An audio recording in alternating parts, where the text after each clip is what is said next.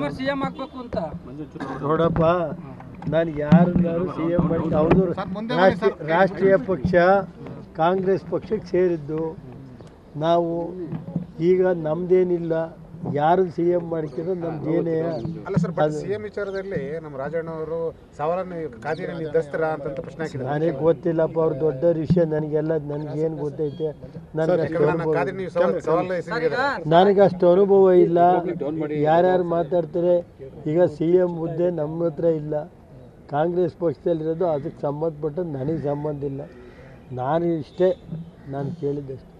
ಪ್ರಜ್ವಲ್ ಸೂರಜ್ ವಿಚಾರ ಷಡ್ಯಂತ್ರ ಅಂದ್ರೆ ಯಾವ ರೀತಿ ನೋಡ್ರಿ, ಅದ್ರ ಬಗ್ಗೆ ನಾನು ಇವತ್ತು ಹೇಳೋದಿಲ್ಲ.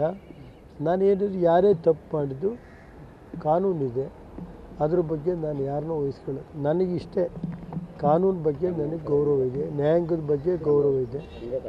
ನಾನು ಇವತ್ತು ದೇವ್ರ ಬಗ್ಗೆ ನಂಬಿಕೆ ಇದೆ. ಯಾಕೆ ಸರ್ ನಿಮ್ಮ ಕುಟುಂಬನ ಟಾರ್ಗೆಟ್ ಮಾಡ್ತಾ ಇರೋದು? ಅದು ನಾನು ನೋಡಪ್ಪ ಇವತ್ತೇನು ಮಾತಾಡಲ್ಲ, ಕಾಲವೇ ನಿರ್ಧರಿಸುತ್ತೆ ಅಂತ ಹೇಳಿದ್ದೀನಿ. ನಾನು ಯಾವುದೇ ವಿಷಯ ಇದ್ದರೂ ನ್ಯಾಯಾಂಗಕ್ಕೆ ನನ್ನ ಬಗ್ಗೆ ಗೌರವ, ನ್ಯಾಯಾಂಗದ ಬಗ್ಗೆ ನನಗೆ ಗೌರವ ಇದೆ, ದೇವ್ರ ಬಗ್ಗೆ ನಂಬಿಕೆ ಇದೆ. ಯಾರೇ ತಪ್ಪು ನನ್ನ ಮಗ ತಪ್ಪು ಮಾಡಿರ್ತಾರ ಕ್ರಮ ತಗೊಳ್ಳಿ. ಡಿ.ಕೆ. ಶಿವಕುಮಾರ್ ಸಿಎಂ ಆಗಬೇಕು ಅಂತ ನೋಡಪ್ಪ, ನಾನು ಯಾರನ್ನಾರು ಸಿಎಂ ಮಾಡಿ ಅವರು ರಾಷ್ಟ್ರೀಯ ಪಕ್ಷ ಕಾಂಗ್ರೆಸ್ ಪಕ್ಷಕ್ಕೆ ಸೇರಿದ್ದು. ನಾವು ಈಗ ನಮ್ದೇನಿಲ್ಲ, ಯಾರು ಸಿಎಂ ಮಾಡ್ಕಿದ್ರೆ ನಮ್ದೇನೇ.